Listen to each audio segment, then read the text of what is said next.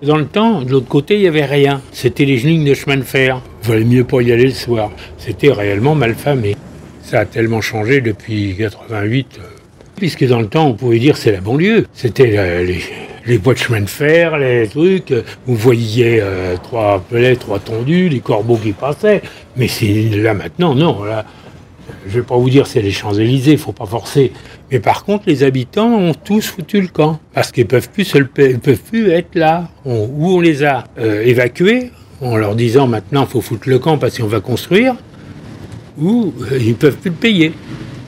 Non, là, le quartier, il a complètement changé, on ne peut pas le reconnaître.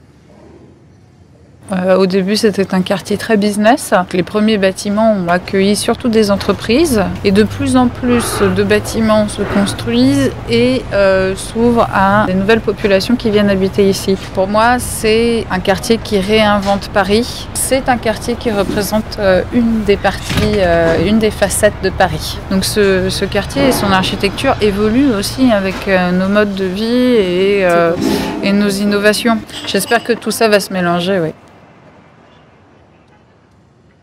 J'habite le quartier en fait depuis 32 ans. 22 ans au Camukera, ici depuis 4 ans. Mon restaurant était l'endroit animé de la rue de Chevaleret en fait. C'était un peu le repère positif des gens du quartier parce que je vous dis franchement, on serait cru à l'époque dans une banlieue un peu glauque quoi.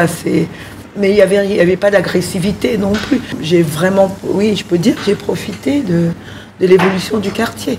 Nous étant là depuis longtemps, réellement, on a vu les choses arriver. Et puis en même temps, il fallait de la patience pour assumer l'évolution et se dire et se positionner. Moi, je suis ravie là. Paris reste Paris, là. Vous voyez, il y a la place pour tout le monde.